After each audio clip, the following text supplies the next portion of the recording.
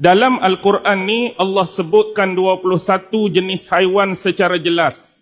Nama-nama haiwan tersebut ada 21 jenis yang disebutkan oleh Allah secara jelas.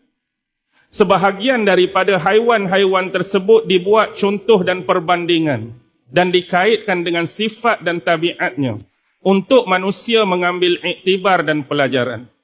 Allah memberikan perbandingan seperti babi. Allah memberikan perbandingan seperti kaldai, himar. Allah buat perbandingan seperti apa lagi?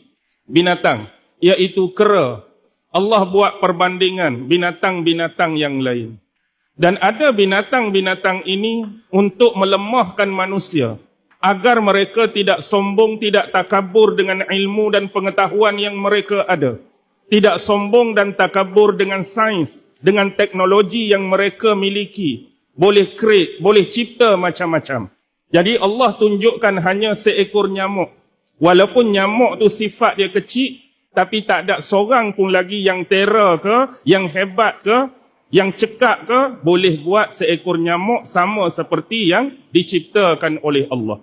Hatta walaupun mereka berkumpul segala cerdik pandai, segala orang-orang yang hebat dan terror hanya untuk buat seekor nyamuk sekalipun, pasti tidak akan mampu dibuat oleh mereka.